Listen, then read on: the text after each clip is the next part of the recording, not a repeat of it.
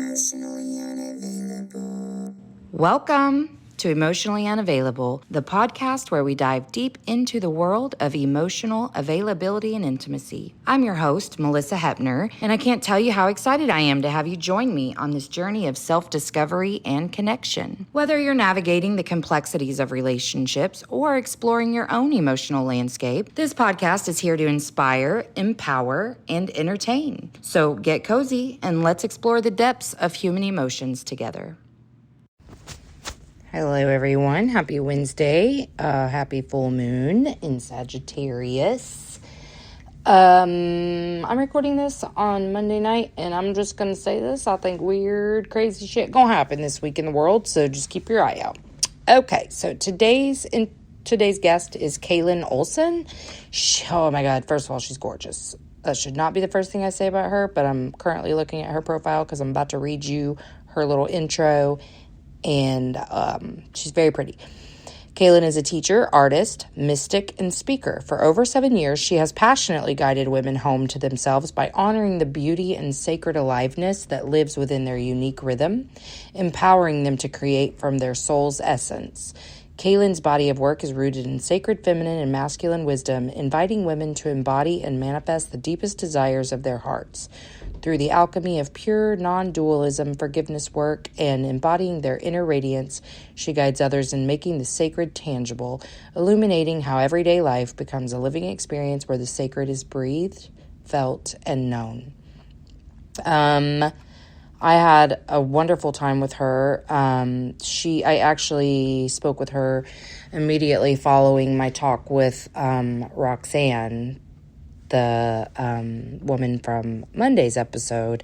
So what a wild day that was for me. I was so just alive in those conversations, like to go from one to another. That was just such a surprise to, like, I don't know why either of them surprised me, because it's not like I don't feel that all the time, but both of them really helped me on kind of a hard day, and I just really appreciated both of them. And Kaylin is wonderful, like really cool, really down to earth, but also just very kind and compassionate. And I don't know, I loved her. So let's see. I will make sure to include her website link and her Instagram. And I think that's what she's got, for links. So check the show notes for that. You're going to want to be able to find her. And thank you for being here. I appreciate you. I love you. Have a wonderful Wednesday. Here's me and Kaylin. Emotionally unavailable. Hi. Hey, Melissa. How are you? I'm great. How are you? Good. I just wanted to make sure that I'm going to close out a couple windows just because my connection's a little shitty today. Okay. Where are you coming from? Oklahoma. Where are you? Oh, cool. I'm in Oregon. Oh, really? Yeah. What part? Bend. Central. Really? It's so pretty there, right? Yeah. It's so funny. Like this time of year, we have really funny seasons. Like it could be snow. Yesterday it was hail. Today it's sunshine. Oh, really? That sounds like Oklahoma. It's like we're a transitional place because we're right by the mountains. So we get sunshine, but we also get this funny transition period right now. Yeah, we don't get all, like, now we're firmly in spring. So I have been surprised because I thought this was the big year for tornadoes, and we started off with a bang, like tornado season, but then we haven't really. But like right now, we probably wouldn't go back to freezing. A few weeks ago we did. But I don't think we'll have any more freezes, but literally we can have like 3 different seasons in one day here. It's crazy. Like that's what they say about Hawaii, but here it's just insane. Wow. What part of Oklahoma? Right in the center. Like I'm right outside of Oklahoma City. I mean, in fact, I think my utilities are Oklahoma City utilities. So right in the center, which is good because the other part, I mean, it's, you know what? Oklahoma is what it is. That's what it is. That's what I know. I've been here my whole life, and because of my fear of change and this idea that your children need to be in the same place their whole lives, I don't actually believe that, but am I afraid that I would ruin their life if I ever moved? Yes. So we're here. And then I kind of hope that one of them will like move and encourage the rest of us to move. Because my two boys are older. They're like 22 and 18. So we've just got like an 11-year-old that we got to see. Maybe she'll be the adventurous one. Like I keep thinking maybe she'll be like, let's do homeschool and then like travel the world. You know, wouldn't that be fun? I love it. How long have you been in Oregon? Gosh, I mean, I've been in Oregon for, I want to say, I moved to Oregon, I want to say 2015 or so. I'm originally from Washington State, and then I've also lived in Albuquerque, and there were some folks from Oklahoma City area, actually. Really? In Albuquerque that I connected with, so that's funny. Maybe we know, maybe we have some mutuals. Maybe. You're probably much more like social than I am. I'm not all that social anymore. Well, I've always been like that, but like I can force myself sometimes, and other times I'm like, I don't know. Yeah. In I lived there in my 20s, and I was so social in my 20s. Were you? Mm-hmm. Do you maintain contact with those people?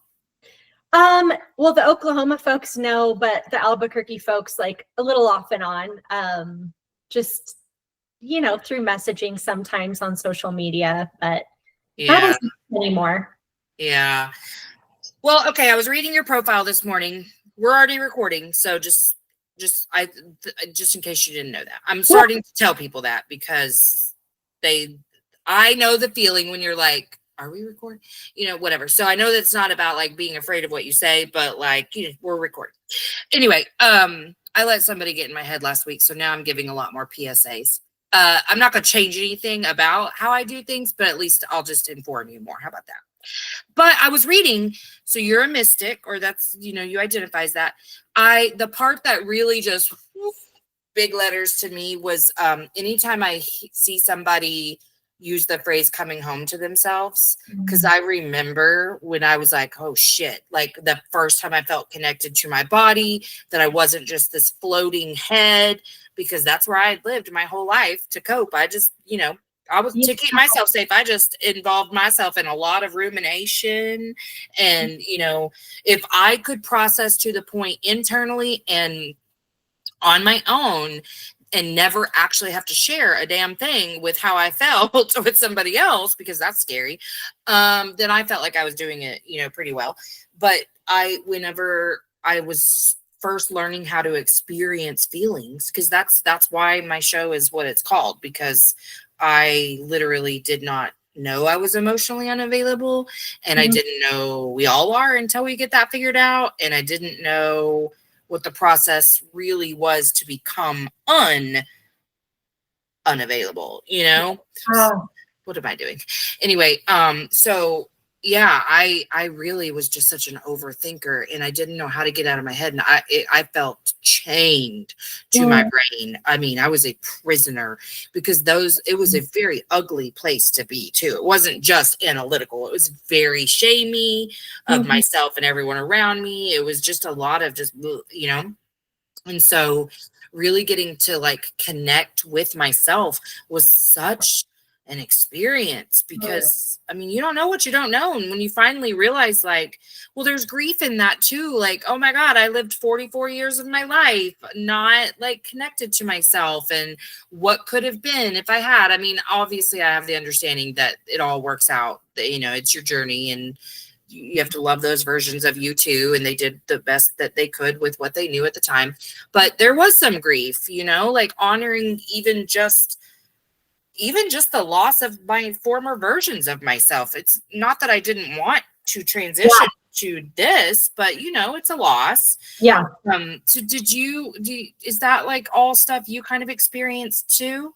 Yeah, very similar. Very similar. I was also scattered outside of myself, and I didn't know that wasn't normal, because I was such a high achiever. So like the blanket success kind of made up for those unpleasant emotions also. So it was a nice distraction.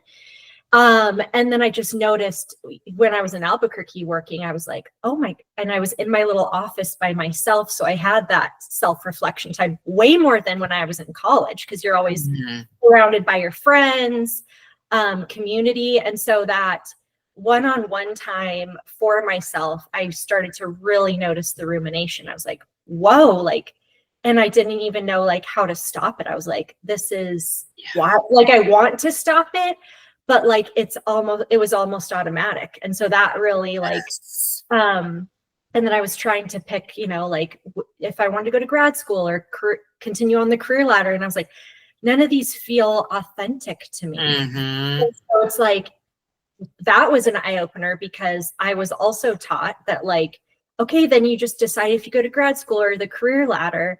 And I was like, if I don't have that, like, who am I?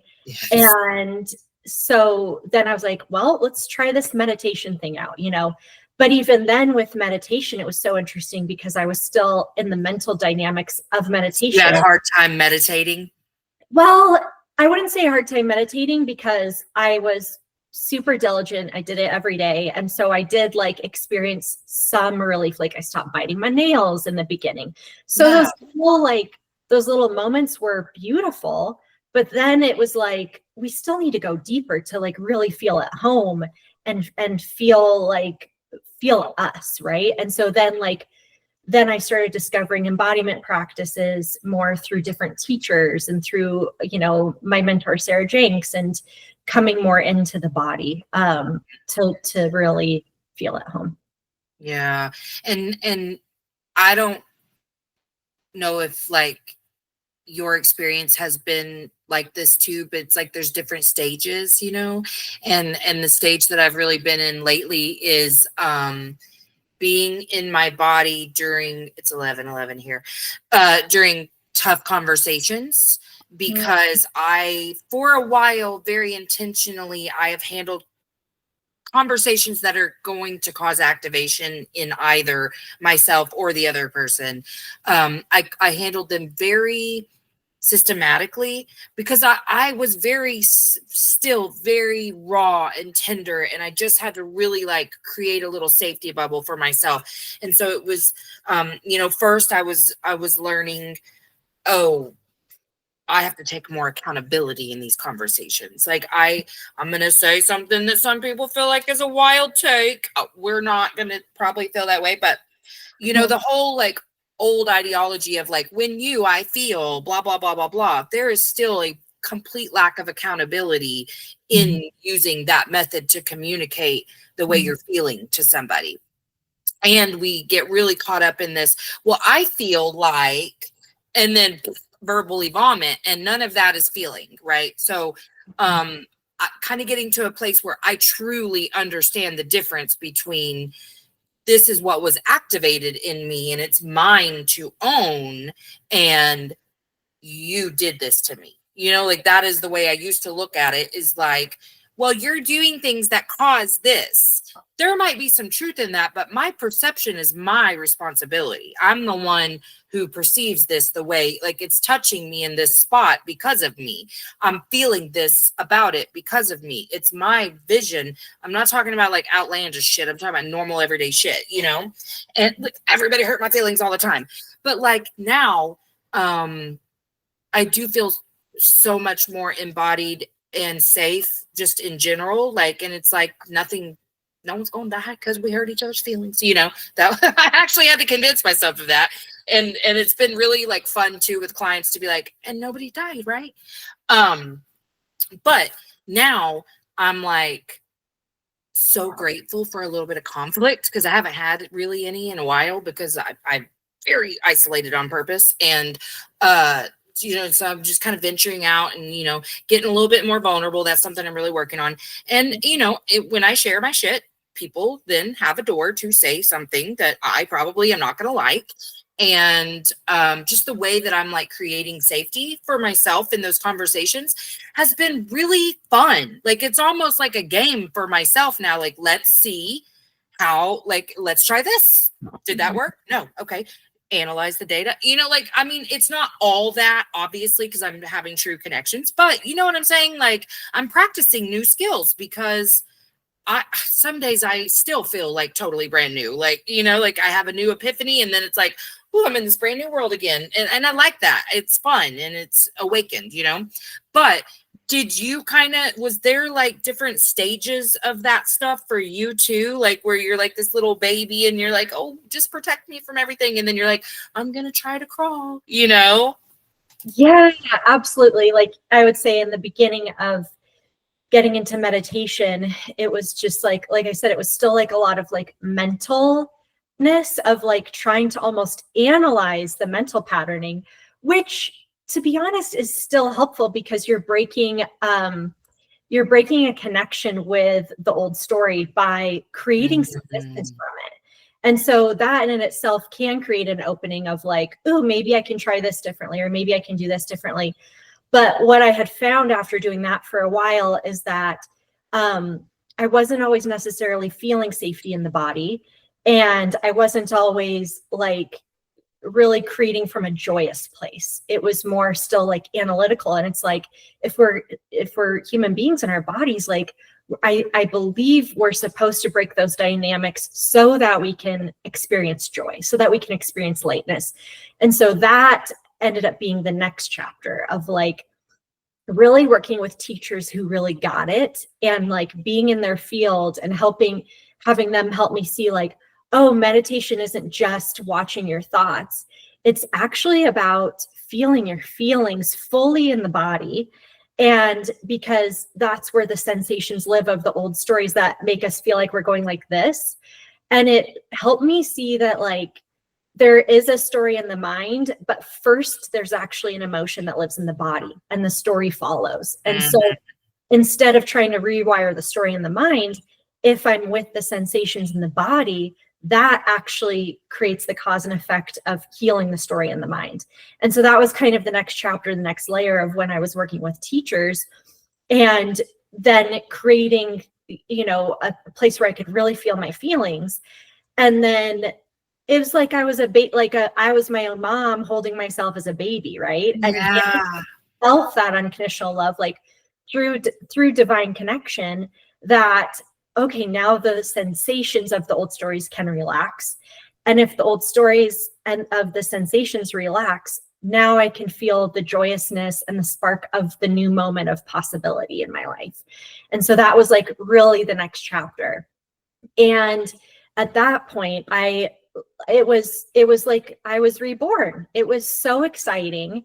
And my life felt filled with possibilities. But I still continued to go through, regular challenges of what it means to be human. And I think there's also another deeper layer there that like, okay, now when we start feeling the sensations in the body, we actually have to go out and do work and we have to dream up what kind of life we want, because now you're starting to notice that like the old habits don't have to hold me back. And if the old habits aren't holding me back, what kind of life do I want to create? And that's an even bigger question, because you can create from this space of newness. And so that was like another second rebirth of like, okay, there's this excitement of like, I want to create something brand new now if I'm not held back by these stories. And that's another deeper journey. So that was the next journey. And that's really when I found my mentor, Sarah Jenks, and she does like a lot of ceremony work and working with nature and rhythms and helping women get into our natural rhythmic cycles. Like just like how we have our menstrual cycles, like women can have creation cycles. And it's like women have been so disconnected from our bodies for so long. We've been so disconnected to our true nature.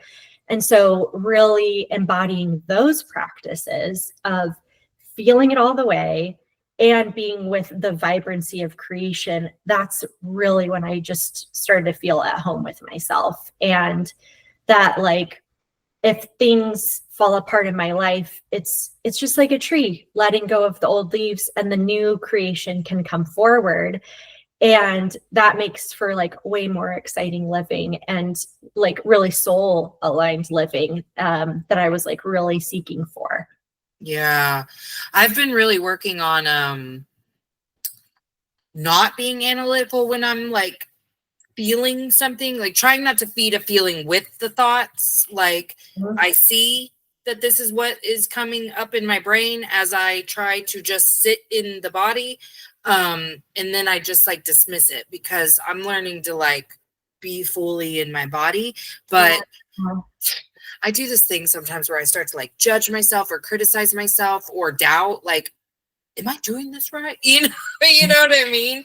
And just kind of sitting and knowing, but like, it's so much easier for me now to just be like, ooh, that felt like rejection so much, and not like be like, yeah, because you're da da da da da da, but just like I feel rejected right now, and that is okay. Like that is what's coming up. Why is that what that? Not because I need to like tell myself what to do or anything. I'm just trying to understand. But before, ooh, those narratives were loud. You're doing this wrong. You're blah, blah, blah. And I mean, I hope for more phases to come, but right now my current phase is like, I can at least sit there in my body in a feeling and then let it pass, because I'm also learning not everything needs to be fucking analyzed. And I truly want to stay out of my brain as much as possible, unless like, PMDD gives me every month I get this opportunity to get really hard on myself and then back out of that. Every month the overthinking starts the second I ovulate. Like it's not even just the last week before my period. The second I ovulate, it starts. And I've just learned like this is going to happen, and I can look at it as an observer, or I can really internalize that shit, and I don't want to internalize it. So I'm just like, that is really strange that this is the thought that keeps coming up.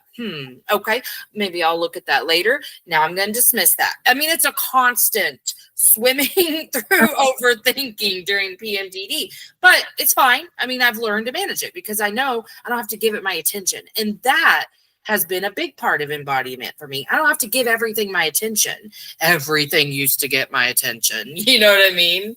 Yeah. I love that because like, what we can do is like notice the analyticalness and still take action, instead of like analyzing, it's like that action is so powerful in creating new habits, creating new like neural pathways, and like still taking the action anyway. And then, like you said, like realizing you don't die, Yes. That's been a big part for me too, is just like still taking the action, letting the emotions come up. And then afterward, it's like, it's so nice because you get to feel like a celebration moment. Like I still did that thing, or yes. I'm okay. And like, then you get to feel the fruits of the labor of the action you took and be like, oh, that was soul aligned. And it's like, what I find often is like, the scary action I want to take is what's actually dissolving my ego. The scary action I want to take is actually what is soul led. And to like really lean into that, because it's like, that's real. What's happening for me really is like the old story is coming up to be seen and dissolved so that the new can continue to make room. Yes. Gosh, every step sometimes feels like a sludge taken step, where you're just like, why am I encountering resistance here? Like that, I am realizing I'm the creator of all this resistance, but man, like sometimes you do have to get a little analytical to like understand where something came from. But you're right. I mean, before, at least the way I was doing things on autopilot, all of that analyzing was just to keep me safe and prevent me from actually taking any sort of step that wouldn't make me feel safe. Like, oh gosh. But that's why like I really truly did celebrate after a tough conversation. We're both fucking triggered. You know what I mean? And then I'm like, oh wait. I know how to do this. And I get my shit together, and then they're still triggered, but that ain't about me, baby. And then I'm like, I'm so sorry that you are upset, but like that is truly on you. And of course that is not what I said, but like in my heart, I'm not internalizing this person's response at all, because I have studied myself so much so that I can understand the world around me. That was a key for me, is understanding like the more love And the less judgment you give to yourself, the more of those things you can give to other people. And so when I see somebody super reactive, I'm like, oh, I remember what that feels like. And I know where you're at right now, but I'm not coming there with you, and I'm not going to take responsibility for it. Like, I'm just not. But then, just feeling like, oh my gosh, I can have hard conversations. That's a huge deal for me, because every word that other people used to speak to me was a source for activation for me. I mean, and I was very reactive, and that was the biggest source of my shame, is my reactivity, because I labeled myself mean, because my grandma labeled me mean. And I really internalized that. And she would do this thing where she would compare my brother and me. And she'd be like, he has a heart of gold and you don't care about anyone but yourself. And da, da, da. And I was like so confused by that, because I had these friends that were constantly telling me how giving and loving and nurturing I was. And then I have this grandma who's telling me I'm literally the most selfish piece of shit. So trying to balance both of those identities that I'm like hearing from other people without even trying to form one within, that was like a turning point of understanding. Was like, well, I'm whatever I say I am. And also, you can be more than one thing. And the fact that sometimes I'm a giant bitch does not detract from all of these really good things about me. And being a giant bitch sometimes helps you. Like there are times you have to be a bitch. If we're going to say it like that, like that the outside world would look at you and go, oh, what a bitch. I mean, yeah, if I'm advocating for myself or someone else in a less than like sweet way, call me a bitch. That's fine. But there's a place for that. And I always thought like, oh, okay, to be the person I want to be, I got to be like soft and like a fucking Duggar. You know what I mean? Like, just like, I don't raise my voice. And like the Mormons, they're very quiet. And so I just thought that. And now I'm like, no, like I can be loud, I can be bold, I can be brave, and sometimes I can be really scared and shy and introverted. And there's a place for all of that. And I don't have to shame myself for any of it, Yeah, I'm really glad you say that, because I think that's a big part of it, is that, when you're taught, when you like hear the word, okay, I'm going to love myself, or I'm going to try to not have these thoughts, or I'm going to create this new way of being, like, that was a big part for me. Was initially I wanted to just have the shiny parts. I wanted to just focus on, like, I want to just be a better person, but really what you're talking about is loving all of the parts of yourself. And until you do that, and until you accept those parts that feel like crunchy, or, they've had stereotypes from culture around them, like, until those feel fully felt, like, how can you step out into your radiance? You're trying to hide a part of yourself, but like accepting all of that, that's really when you can feel like, I've got this, I'm grounded, and I really love me. And having all those parts feel at home in you, it's so important. And that's not to say that sometimes that foundation can't be shaken a little bit. Like, this is new. So like I said, I let someone get in my head last week. I mean, they're obviously still in my head a little bit. I haven't internalized it like I have in the past, but it's bugging me, like the shit they said really bothered me.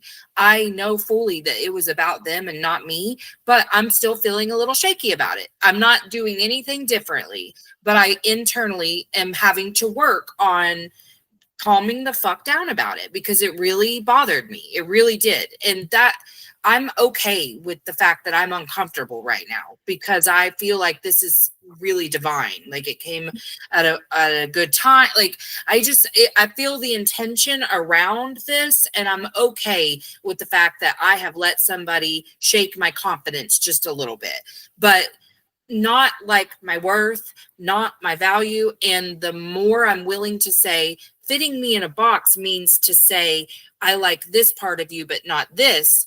And that is okay for you to feel. Like, you don't have to like any part of me, but I like all of it. And I'm not going to change based off somebody else's feedback, when it truly is just like, okay, interesting that you felt the need to say that. Interesting. It tells me a lot about you.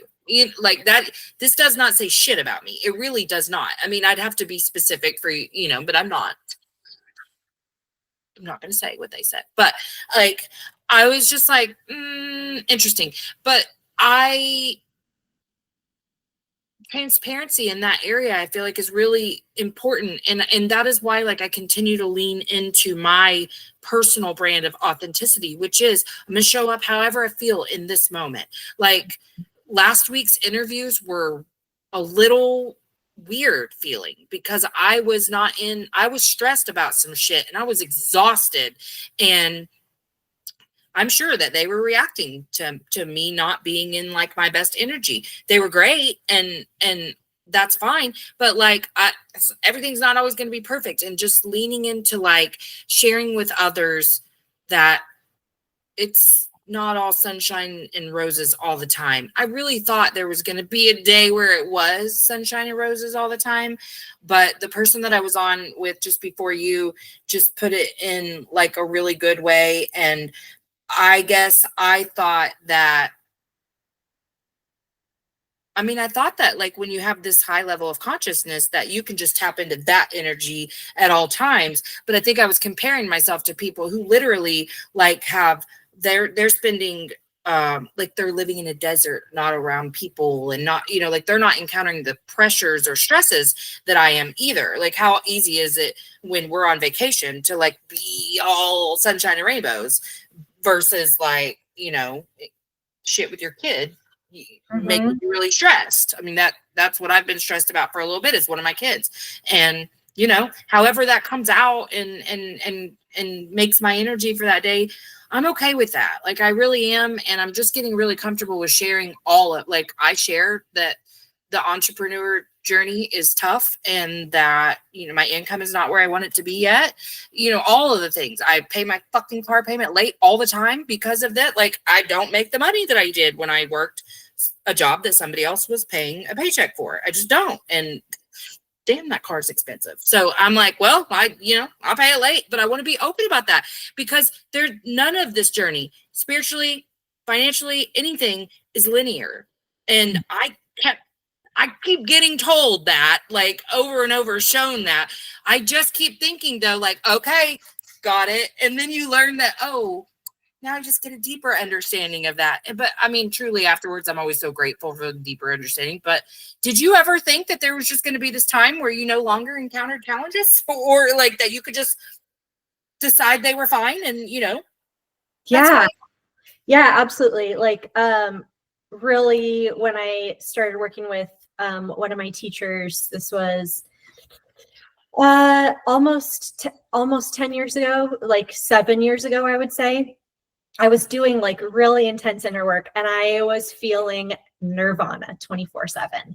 Yeah. And I had cleared a lot of density. I was doing a lot of forgiveness work. I was loving myself, speaking my truth, and every day felt like nirvana, like in my body, and everything in my life like was perfect. Like, the money was flowing and just delight in my relationships. I literally didn't feel any lack.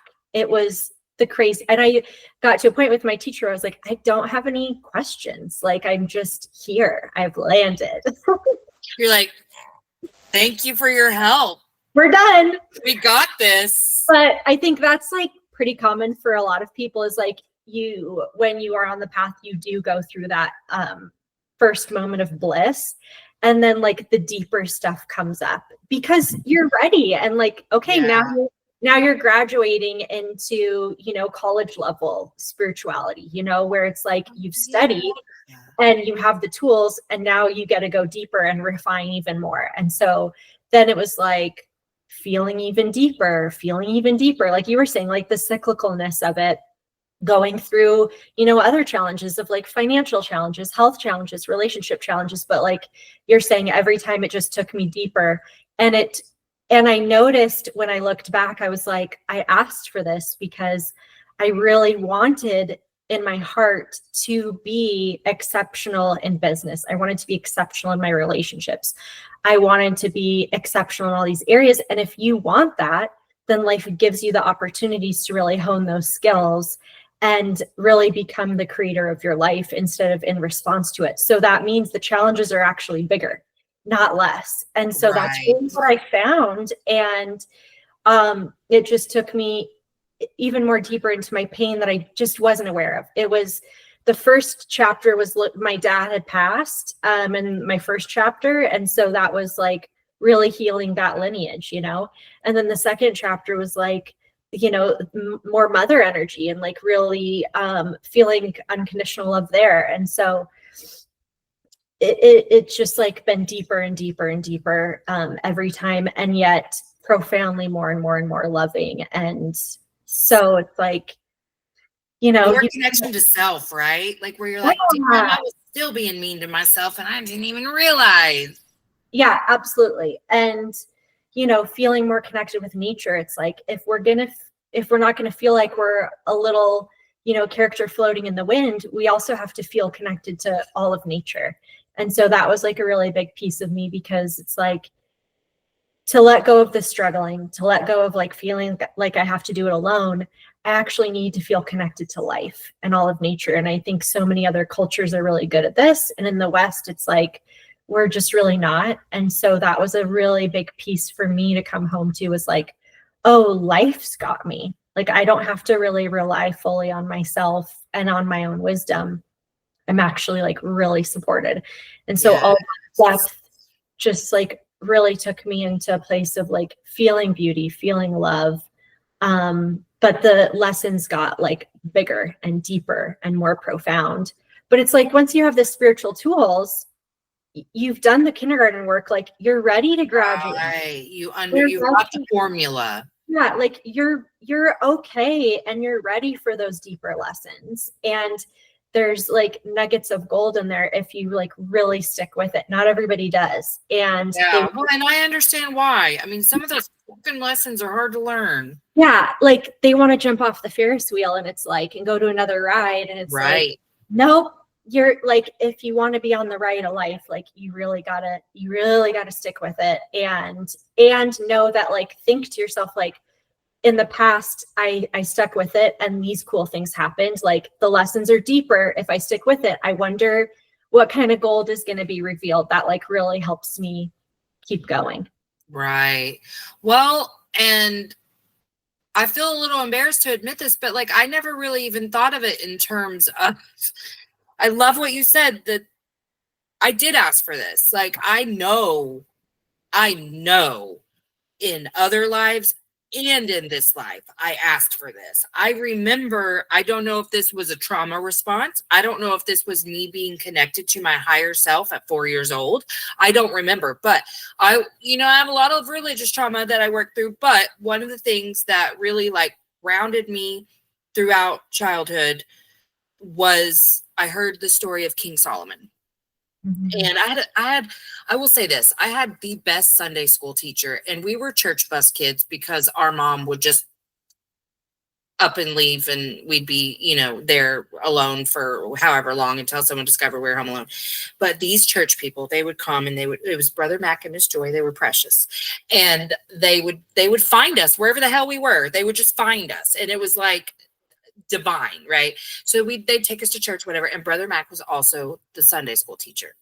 And I must have been spiritually connected to this motherfucker or something, because I like think of him all the time. But he told stories in a way, and I'm a storyteller, and I'm a very appreciative of stories.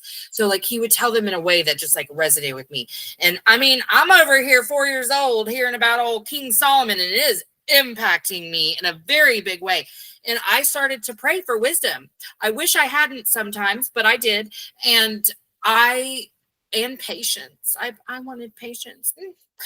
And that grounded me in purpose. Like I felt like I was going to be that wise and I was going to help others become that wise or something.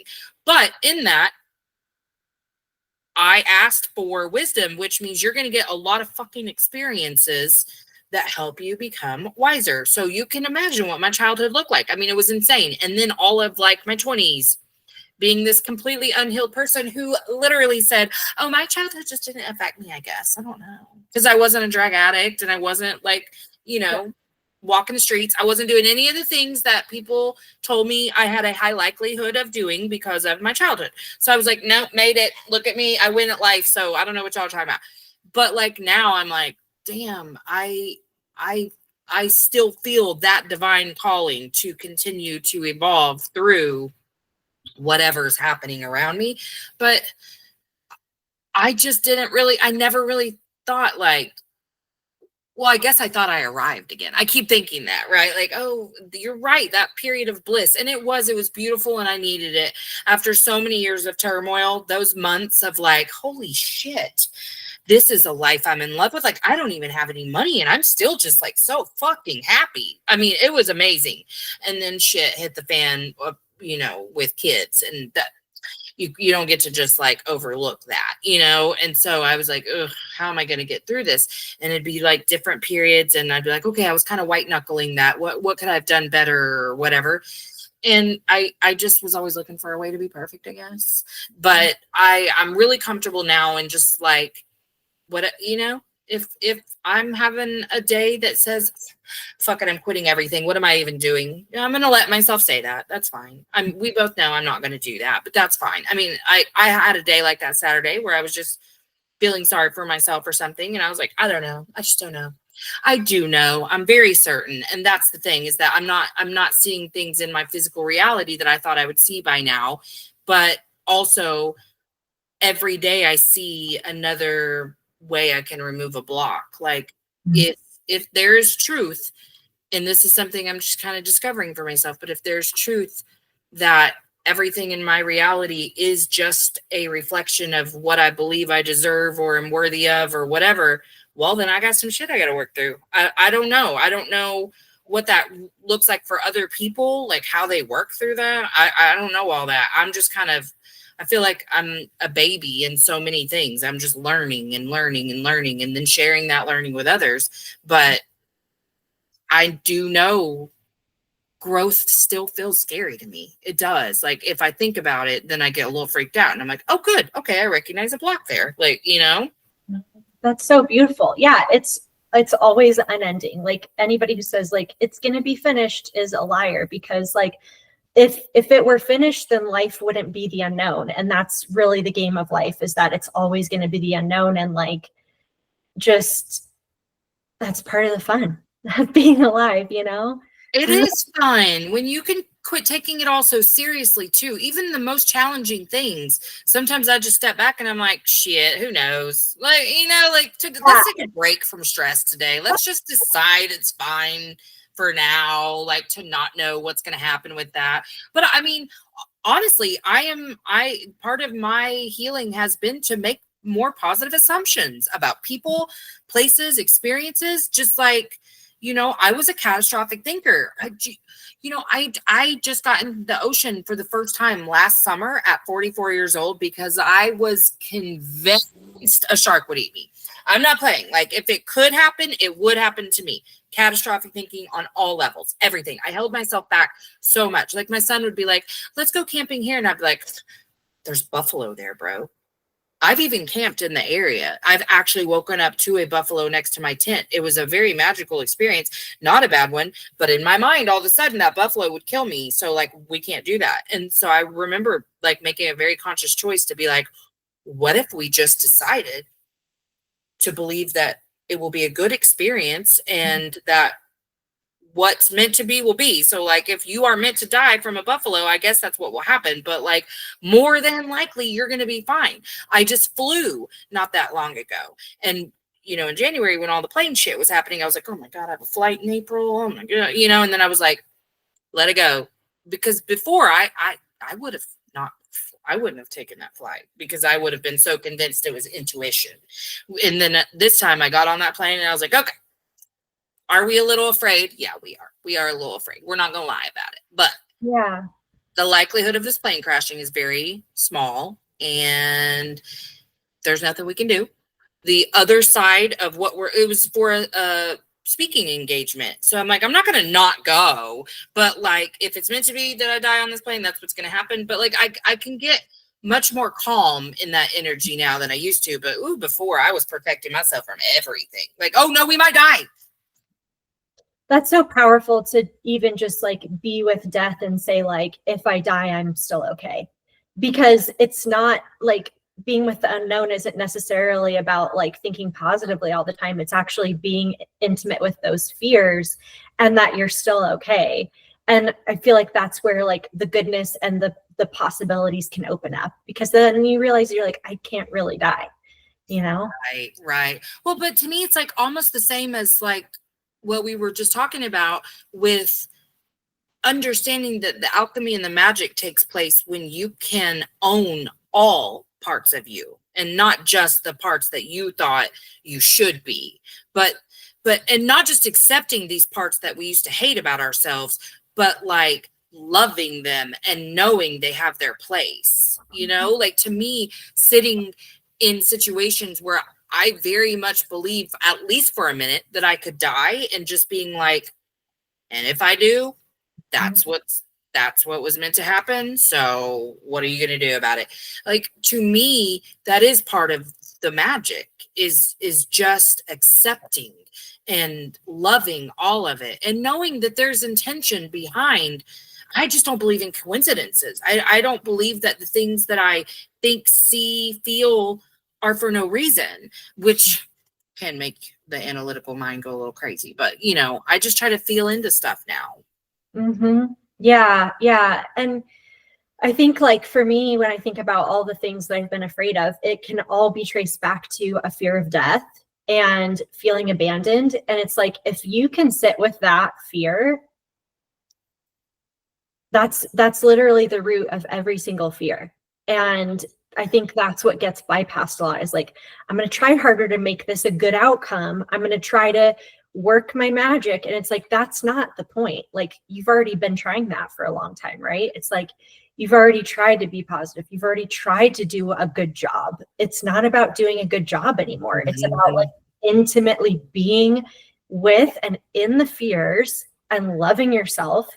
And then it's like, if you can imagine the worst case scenario and really fucking love that, then opportunities open up and you're like, oh, actually, maybe it's not going to be that bad. And it's like, you know, and then that's where the inspired action can actually start to come in and trusting life. Well, and that's an interesting point, because I've questioned myself about this one particular thing a few times, where I get caught up in this in-between place where sometimes I'm working really hard to own my worth and own my value and own the fact and feeling that I am deserving of the things that I've asked for or the things that I desire. Like, I want to be able to travel with my family easily. I want to be able to do all of these things. And I want a beautiful podcast studio. You know, like, I want these things. And then there's times where I'm reconciling that my income isn't where I want it to be yet. And I'm like, am I supposed to, because there was a minute where, and I haven't like left this train of thought, but you know, as you transition through things, but like when I first hit understanding that I wasn't living in gratitude for the present, like anytime I would get like income or whatever, I'd be like, oh my God, it's happening. I didn't even really feel grateful for that thing. I felt grateful that it meant like good things are coming. This was a good thing though. It was abundance, and it was the things that I've been asking for. I got to sit with gratitude for this thing and the things I didn't even realize were also abundance or whatever. Then the next phase has been like, am I supposed to just surrender to like understanding that it doesn't require a beautiful podcast studio, traveling, you know, blah, blah, blah, to have a life I'm in love with? Do I sit in that for a while? So I feel like I have. Obviously, I stress sometimes because finances suck, but I think this is an area where like having a mentor really helps you, and I don't have a lot of those. I get that from like these conversations, but like where I'm wondering, like for real at this point, what is the right fucking thing? Because sometimes I'm just in the surrender, and then other times I'm in like invocation, you know, like, well, I'm the fucking magic here, so like I just need to start owning that, removing blocks and owning like that I can call in energetically whatever I want. I get caught between those two a lot because sometimes I feel real big and badass. And then other times I'm like, please have favor on me, universe, please. Yeah, I feel like we've all been there about like, that's the transition. That's like the growth period of like feeling both of those things. That's like what the growth is like, help, like letting go of that child, like, please have favor on me, and owning it, having the duality of both of those, like is signaling the growth, and like noticing those and being aware of those is like where the alchemy happens, is in holding both of those, I feel.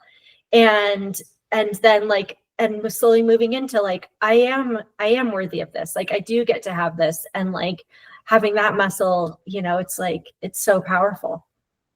Yeah. Okay. Well, thank you for that, because I really do question a lot. Like, what's the right thing, man? Like what? Because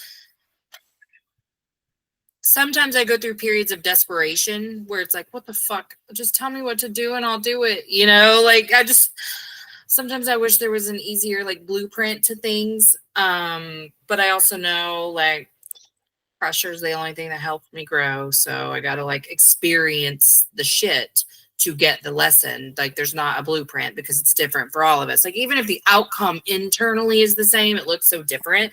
But I love that you said that the duality, because God, isn't that what it all, like everything that we've talked about is really about accepting duality and making the magic from within that. But man, I have such a polarizing brain. It's like either this or that. Like that in catastrophic thinking, that was something that I really struggled with, was making choices was really hard for me because every choice was two very distinct paths, and one was meant for me and one wasn't. So if I were to do something not meant for me, the whole rest of my trajectory is fucked. I mean, I really believed that. And then if I make the right decision, I will receive favor. I think that's where the religious programming came from, was like, you are either punished or rewarded by God in the way I was brought up. Like there's no neutrality. Like you're either doing what he wants or not. And you're either going to get fucked or you're going to get rewarded. And it's really based on whether or not you are good or bad. And I truly do at my core feel fundamentally loved and supported by myself and by the universe. Like I feel I'm really living in that gratitude of like, yeah, but right now all your needs are met. Like you were only freaking out because you're thinking of like, okay, but what about next month? Like, you know, like I got this, but like, am I going to make it? And I am, if I'm being 100% honest, a little fucking tired of struggling. I am. It's been a year. I'm a little tired of it, but also it's not, the struggle doesn't look anything like my struggle before when I had money, you know? So like, I'm so happy and at peace and content and calm and whatever. I was none of those things before. So like, obviously I know that I'm supposed to continue to just like grow and whatever. But sometimes I'm like, I think I'm doing it wrong, guys. I think I'm doing it wrong. Did you ever feel like you were doing shit wrong? Oh yeah. Oh yeah. I mean, that's literally what the ego is. And like, we all have that thought system. And so like, for me, it's showed up different times in my life, right? Like initially it was like, that I'm doing college wrong, or then it was like, I'm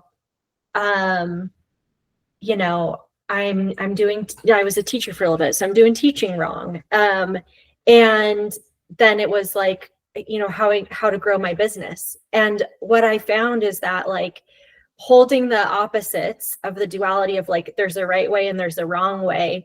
That's how the ego works, is the ego splits. And so the ego wants to confuse us. And so like for me, like really holding those opposites in acceptance, not even trying to change them, but like holding that then there's often the third way. And that's like beyond those two thinking patterns that keep us stuck. Because it's like, well, if we choose this way, well, what about this way? But if we choose this way, what it collapses that whole thinking system into like the third way of softness, of delight, of joy, of the highest good. And sometimes the third way is a combo of both of them. But if the thinking pattern's super negative, then it can be like a completely brand new way. Yeah. Oh, I love that.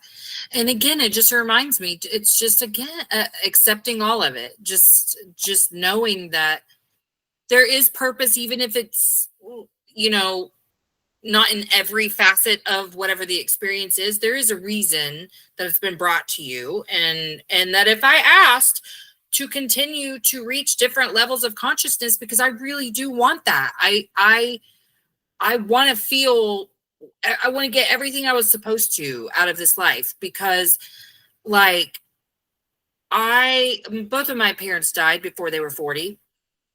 And I was talking with a medium not that long ago, and she was saying that it really felt like my mom just kind of didn't pass the test, you know, like she wasn't able to accomplish what she was supposed to. And that resonated so hard with me, because I'd kind of felt that anyway, but it has kind of fortified the fact that I do want to, and I almost didn't too. Like my mental health crisis truly almost took me out, and I'm so grateful that it did, because you can't know this level of love without having like that level of self-hatred first. You know what I'm saying by that. Yeah. You know, you can't have dark without light. You can't have light without dark, and they all matter, and they're all important, and they each serve a purpose. But I feel so just solid in my understanding that I do have a purpose on this earth, and that even beyond me wanting to impact the world at such a high level, like my world was supposed to be impacted at that level. Like the changes that I had to make, that was actually the purpose, not just so that I could take it out to the world and help others, but to help me too, to learn that like you can love yourself. And even if that's all I ever did, even if I never did the podcast and I was, you know, a therapist or whatever else I did, I was worthy of finding all of these things for myself, only myself. And yeah, it's great that I'm leaning into what I believe to be my purpose of impacting others in the world with these like things that I've learned about myself. But like it did have to start and end here. Like it is me. But I think that's where like I start to feel that like I am the universe is me feeling, is because it's like, okay, well I can have days where it's just about me, and I can have days where it's more about other people and, you know, how I can share my gifts. But I really feel called to, like, I have this daughter who's now coming up, and, you know, I've been doing a lot of work to heal so much of the bad shit that I did when I was struggling. I mean, bad shit, you know what I mean? Just the shit that I feel so terrible about, like not being present, not being, you know, as someone who was able to help co-regulate, because I was so dysregulated, you know, all the failures or whatever.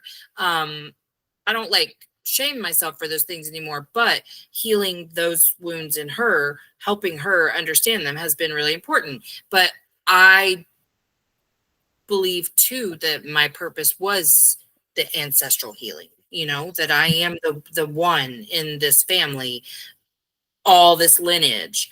I'm the one who's breaking all of those patterns, all of them. And that, you know, maybe my nieces and nephews and all that, like maybe their experiences are going to be different, but like my kids at least are going to have a different foundation. And I do feel sometimes like I feel ancestors just being like, thank you, you know? I love that so much. That's so beautiful and so wise. And it's like, it's hard work. It's not like, you know, you signed up for the easy lessons. It's like, these are like, that's really big work. And it's not like a light switch, you know, it's like that kind of work. And I really relate to that, is like, it takes a lot, and it takes sometimes like a lifetime. And in those moments of like feeling that like jostlingness, like I like so that I don't get lost in it, I just come back to like, okay, this is a video game and I'm leveling up, and like, let's show up for this. And like, how can I level up here? By integrating all this, and like, okay, I got to go to the next level of the video game. Like it's like, we can look at it like, oh, why do I have to heal all this? You know, or it's like, oh my God, thank God, you know, thank God. Yeah, man, when you get the awareness, just a little bit of a paradigm shift, and you're like, wow, everything is different now, because you do Yeah. feel a little more in control. You got the remote. You can change the game anytime you want, you know? Well, I have loved this conversation today. Is there any like parting words you'd like to give? I just had a blast. Thank you for having me. This was super fun, and I'm glad I got to be here. Oh, well, listen, I'm trying to, create community. So I would love to stay connected in any way. And just so you know, if I didn't say this at the beginning, I do a separate intro, and I will say all of the things about you. I will include all of your links in my show notes. I'll talk about them on the intro. I also, like, when I promote the episode, I put all of that in there. So I promise I will feature you. Sweet. Thank you so much. And Yeah. you're doing amazing things, Melissa. Oh, thank you. Thank you so much. I hope you have a terrific Tuesday. Thanks, you too. Bye. Bye-bye. Emotionally unavailable. Emotionally unavailable. INDEPE and cut.